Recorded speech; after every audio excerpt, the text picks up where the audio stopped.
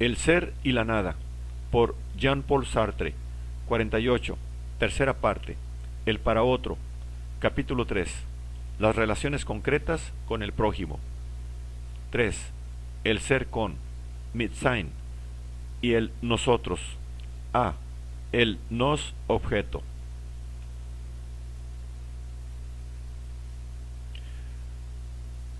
Comenzaremos por examinar la segunda de esas experiencias. En efecto, su significación es más fácil de captar y nos servirá quizá de vía de acceso para el estudio del otro.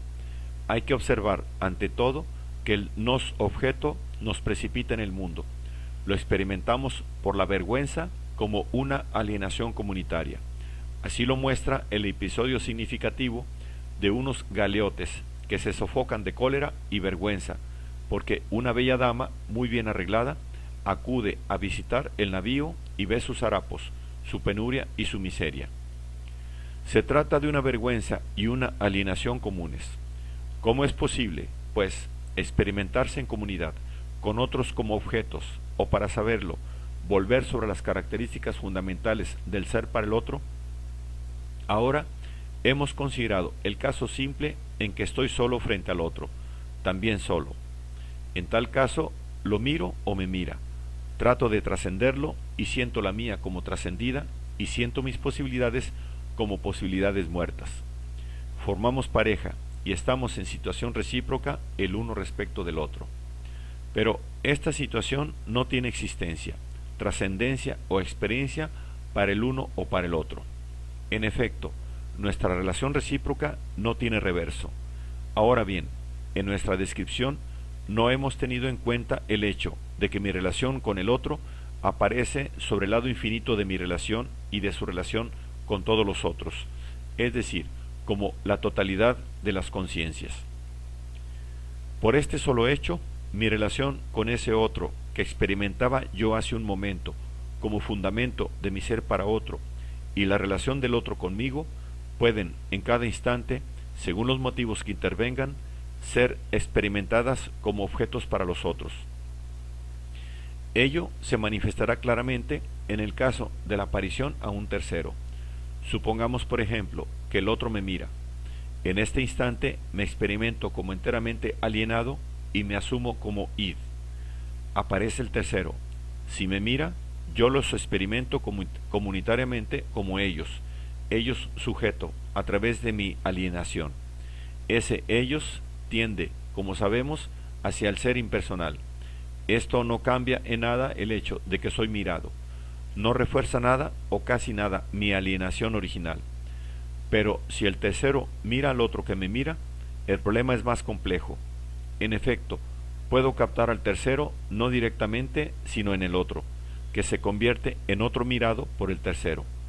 Así, la trascendencia tercera trasciende la trascendencia que me trasciende y con ello contribuye a desarmarla.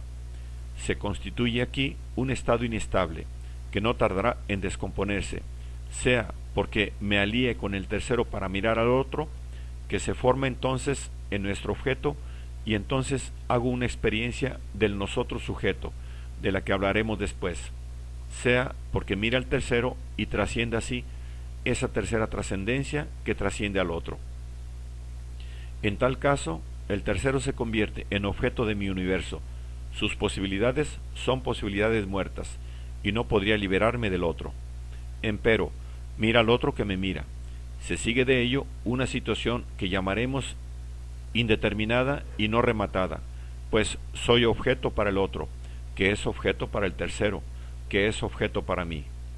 Solo la libertad, el acento, una y otra de esas relaciones, puede dar una estructura a la situación.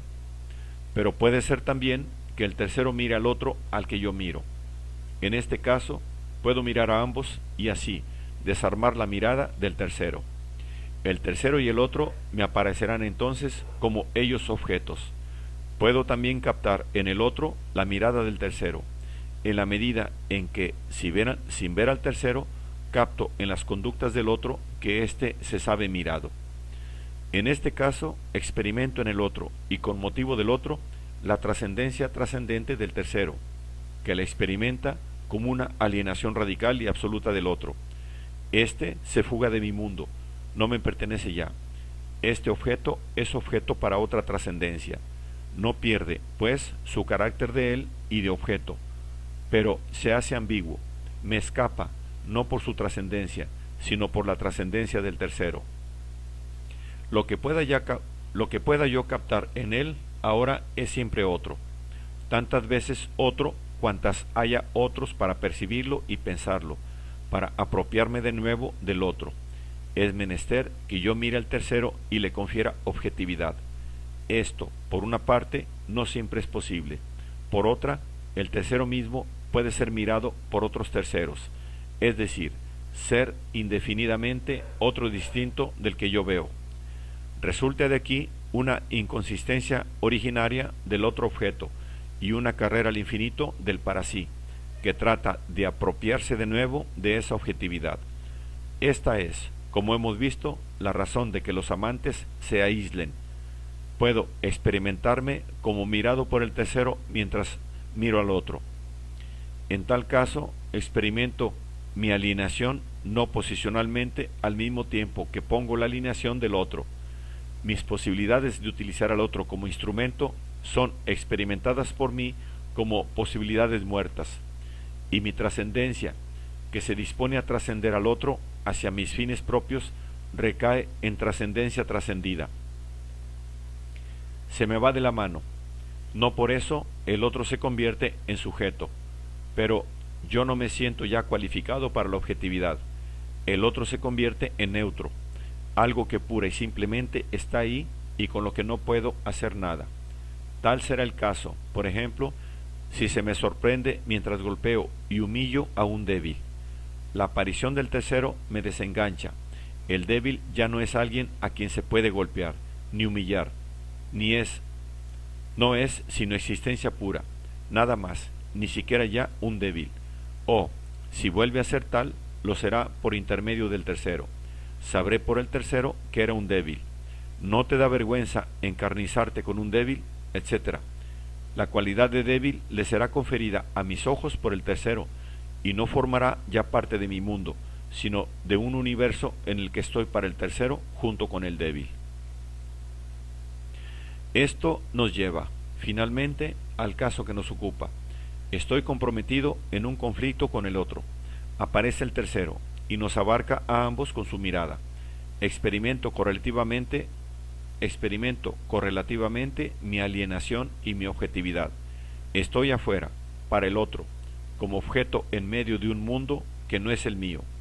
Pero el otro, al cual yo miraba y que me miraba a su vez, sufre la misma modificación, y descubro esta modificación del otro en simultaneidad con la que yo experimento. El otro es objeto en medio del mundo del tercero.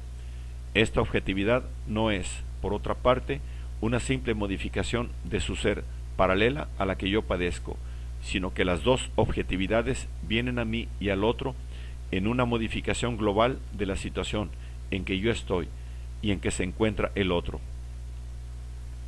Antes de la mirada del tercero, había una situación circunscrita por las posibilidades del otro, en la que yo estaba a título de instrumento, y una situación inversa, circunscrita por mis propias posibilidades, que comprendía al otro. Cada una de esas situaciones era la muerte del otro, y no podíamos captar una de ellas objetivando la otra. Con la aparición del tercero, experimento que mis posibilidades están alienadas a la vez que descubro que las posibilidades del otro son posibilidades muertas. La situación no desaparece por ello, pero huye de mi mundo y del mundo del otro, para constituirse en medio de un tercer mundo en forma objetiva. En ese tercer mundo es vista, juzgada, rendida, utilizada, pero al mismo tiempo se produce una nivelación de las dos situaciones inversas. Ya no hay estructura de prioridad que vaya de mí al otro, o inversamente, del otro a mí, puesto que nuestras posibilidades son igualmente, para el tercero, posibilidades muertas. Esto significa que experimento de pronto la existencia, en el mundo del tercero, de una situación, forma, objetiva, en la que el otro y yo figuramos a título de estructuras equivalentes y solitarias. El conflicto en esta situación objetiva no surge del libre surgimiento de nuestras trascendencias, sino que es comprobado y trascendido por el tercero como un hecho dado que nos define y nos retiene juntos a mí y al otro. La posibilidad que tiene el otro de golpearme y la que tengo yo de defenderme, lejos de ser mutuamente excluyentes, se complementan, se entrañan y se implican recíprocamente para el tercero a título de posibilidades muertas. Y es precisamente lo que experimento a título no tético. Lo experimento, no lo conozco. Así, lo que experimento es un ser afuera, en el que estoy organizado con el otro, en un todo indisoluble y objetivo, un todo en el que no me distingo ya originariamente del otro, sino que solidariamente con éste colaboro a constituirlo. Y en la medida en que por principio asumo mi ser afuera para el tercero, debo asumir análogamente el ser afuera del otro. Lo que asumo es la comunidad de equivalencia por la cual existo comprometido en una forma que, como el otro, colaboro a constituir. En una palabra, me asumo como comprometido afuera en el otro, y asumo al otro como comprometido afuera de mí. Esta fundamental asunción del compromiso que llevo delante de mí sin captarlo, es el libre reconocimiento de mi responsabilidad, en tanto que incluye la responsabilidad del otro, es la experiencia del nosotros objeto. Así pues, el nosotros objeto no es nunca conocido, a la manera en que una reflexión nos proporciona el conocimiento, por ejemplo, de nuestro yo. Tampoco es nunca sentido, a la manera en que un sentimiento nos revela un objeto concreto tal como lo antipático, lo odioso, lo turbador, etc. Ni es simplemente experimentado, pues lo experimentado es la pura situación de solidaridad con el otro. El nosotros objeto no se descubre sino por mi propia asunción de la situación, es decir, por la necesidad en que estoy, en el seno de mi libertad, a su mente, de asumir también al otro, a causa de la reciprocidad interna de la situación. Así, puedo decir, me pego con el otro, en ausencia del tercero. Pero, desde que éste aparece, las posibilidades del otro y las mías se han nivelado como posibilidades muertas. En efecto, la relación se hace recíproca y me veo obligado a tratarlo a golpes, porque él me los da, y, recíprocamente, yo le doy, y la experiencia del nos pegamos, en que yo le pego y él me pega, serían claramente insuficientes. La fórmula ha germinado en su mente como en la mía. En realidad es el proyecto del otro con el que me veo obligado a asumirme, en tanto que aprendido por el tercero como parte, abarca en un solo proyecto común a cada uno de ellos y que constituye incluso la síntesis unificadora de ese tercero, ese ellos objeto que él unifica del ellos para otro ser, y como tal debo asumirme en tanto que aprendido por el tercero como parte integrante del ellos, y en este ellos asumido por una subjetividad integrante como su sentido para otro, se convierte en el nos. La conciencia reflexiva no podría captar este nos. Su aparición coincide, por el contrario, con el desmoronamiento del nos. El para sí se desprende y afirma su ipseidad contra los otros. Hay que entender, en efecto, que originariamente la pertenencia al nosotros objeto es sentida como una alienación aún más radical del para sí, puesto que éste se ve obligado a asumir no ya solamente lo que él era para el prójimo, sino también una totalidad que él no es, aunque forme parte integrante de ella. En este sentido, el nos es un brusco experimentar la condición humana como comprometida entre los otros, en tanto que hecho objetivamente constatado.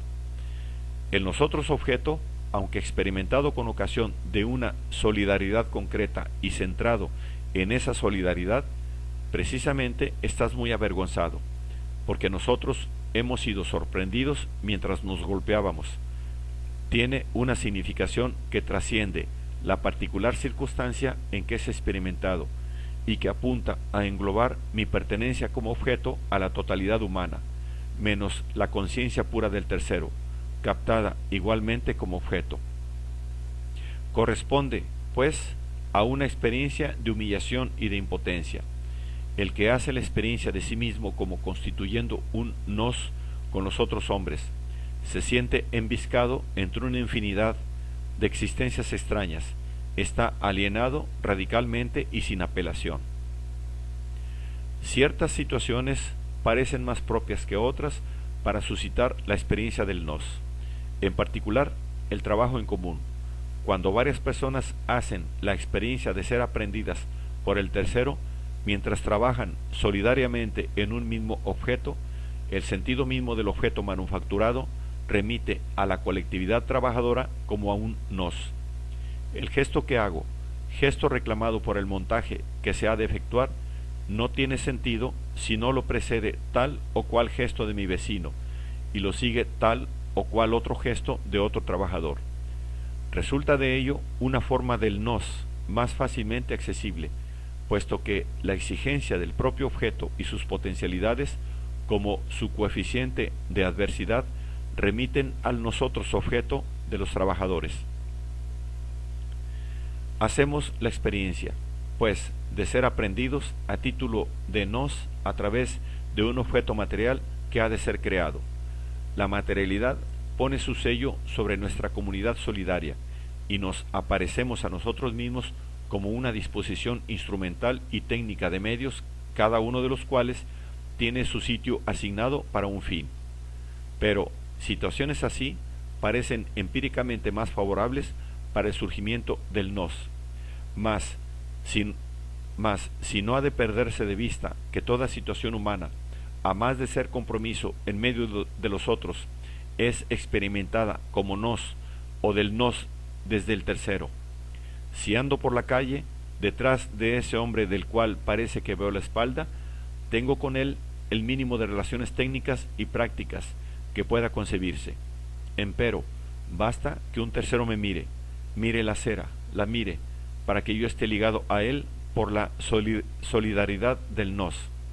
Paseamos el uno detrás del otro por la calle Blomet, una mañana de julio.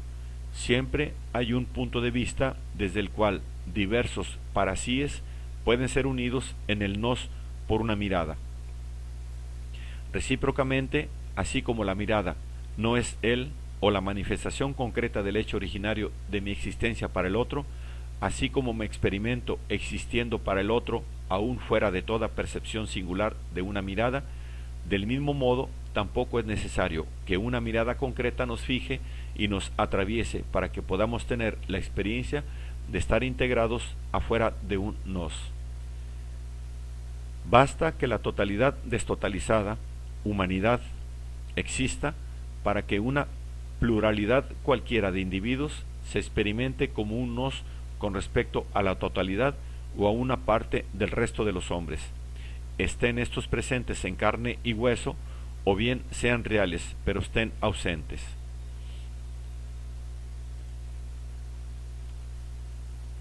Así, siempre puedo captarme, en presencia o en ausencia de terceros, como pura ipseidad o como integrados en un nos.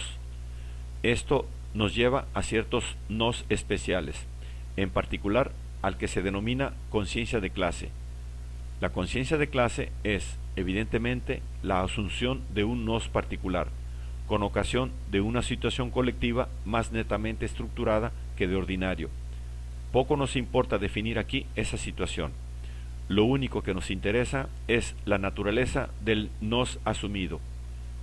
Si una sociedad, por su estructura económica o política, se divide en clases oprimidas y clases opresoras, la situación de las clases opresoras ofrece a las clases oprimidas la imagen de un tercero perpetuo que las considera y las trasciende por su libertad. No es en modo alguno la dureza del trabajo, lo bajo del nivel de vida o los sufrimientos padecidos lo que constituirá en clase a la colectividad oprimida. La solidaridad en el trabajo, en efecto, podría, como lo veremos en el párrafo siguiente, constituir a la colectividad trabajadora en un nosotros sujeto, en tanto que ésta, cualquiera que fuere, por lo demás, el coeficiente de adversidad de las cosas, hiciera la experiencia de trascender los objetos intramundanos hacia sus propios fines. El nivel de vida es algo relativo, diversamente apreciado según las circunstancias. Podrá ser padecido, aceptado, en nombre de un ideal común. Los sufrimientos padecidos, si se los considera en sí mismos, antes tienen por efecto aislar que reunir a las personas que sufren, y son, en general, fuentes de conflicto.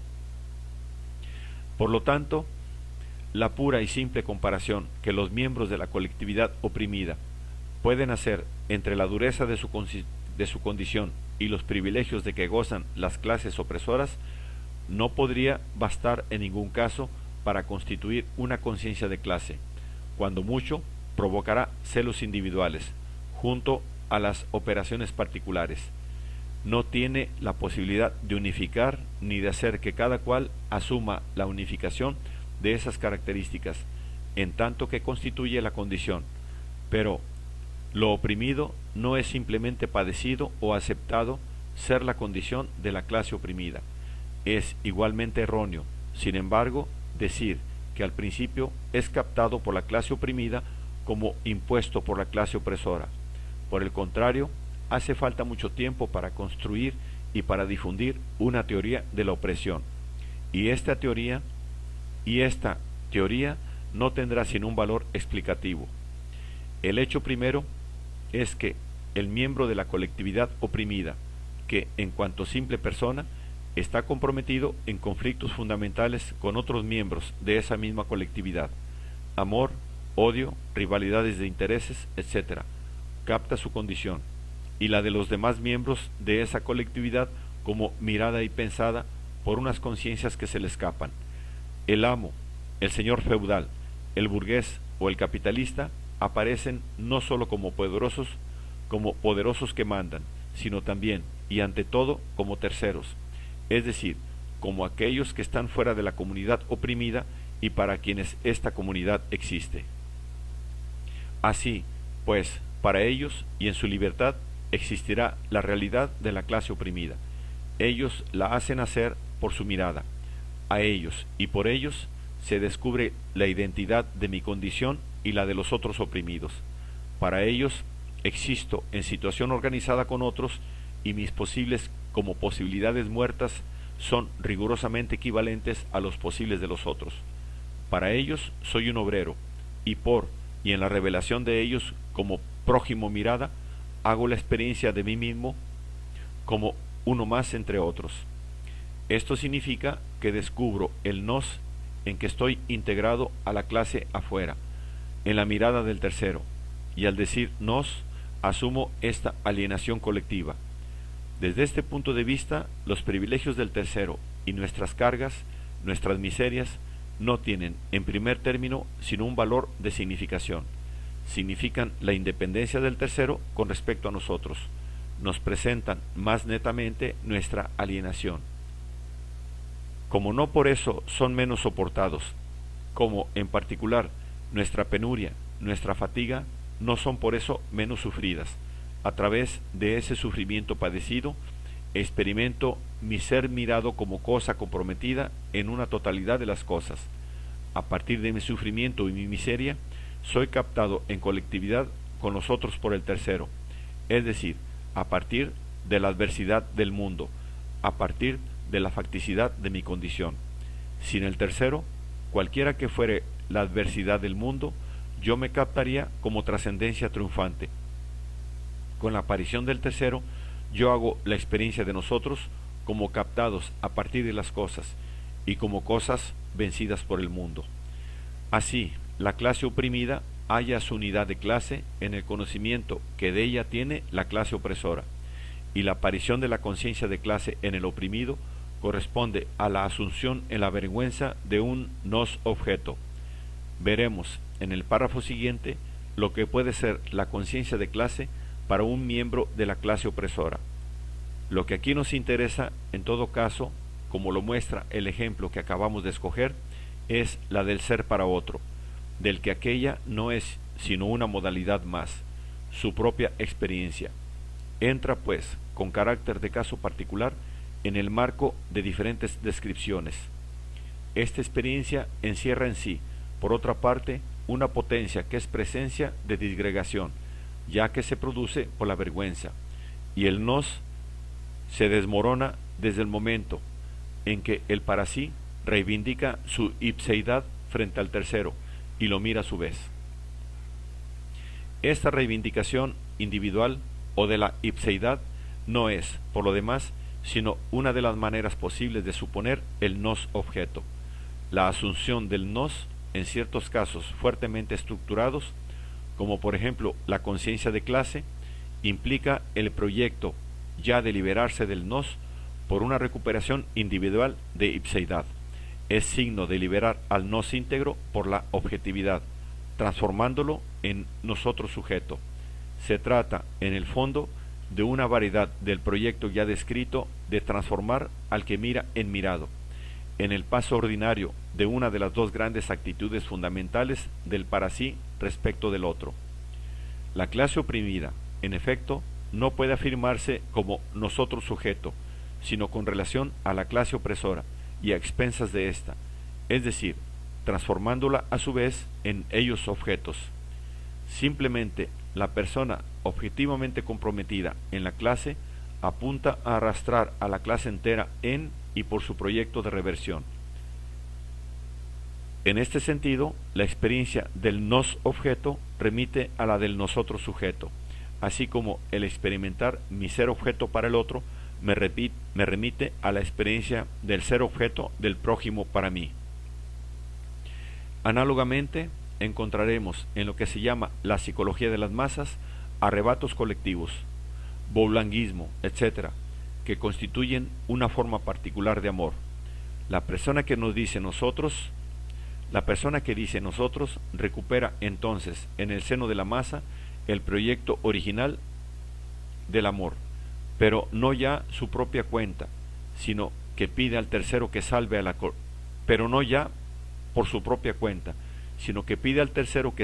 a la colectividad entera en su objetividad mínima, sacrificando la libertad de aquella. Aquí, como antes veíamos, el amor defraudado conduce al masoquismo. Es lo que se observa en el caso en que la colectividad se precipita a la servidumbre y exige ser tratada como objeto. Se trata, también en este caso, de los múltiples proyectos individuales de los hombres en la masa. La masa ha sido constituida como masa por la mirada del jefe o del orador.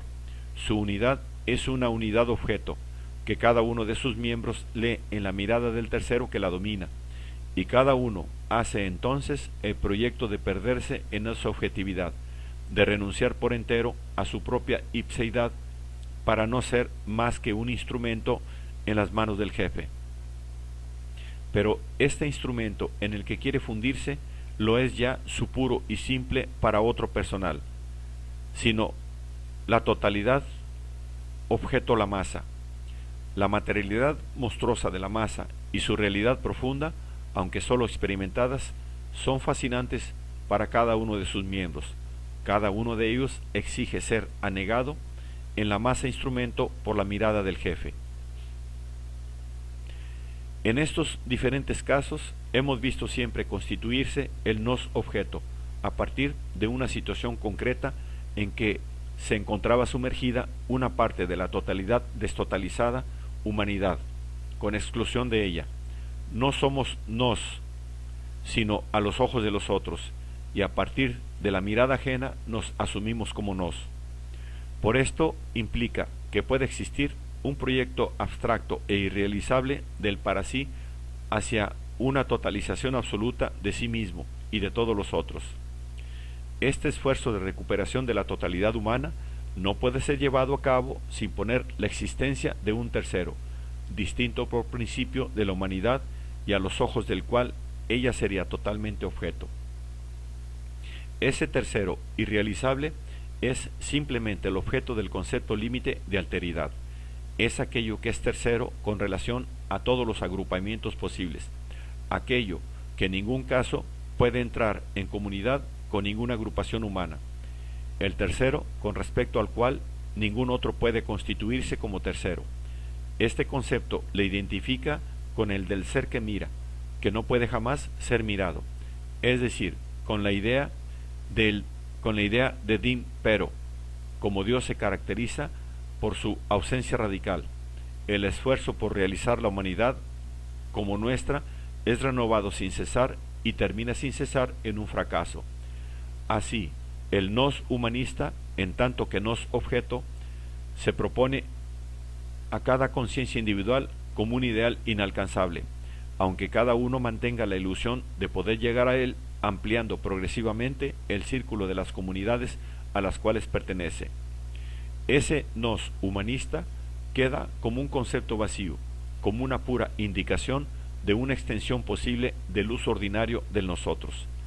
Cada vez que utilizamos el nosotros en este sentido, para designar a la humanidad sufriente, a la humanidad pecadora, para determinar un sentido objetivo de la historia, considerando al hombre como un objeto que desarrolla sus potencialidades, nos limitamos a indicar una cierta experiencia concreta que se tendría en presencia del tercero absoluto, es decir, de Dios. Así, el concepto límite de humanidad, como la totalidad del nosotros objeto, y el concepto límite de Dios son correlativos y se implican mutuamente.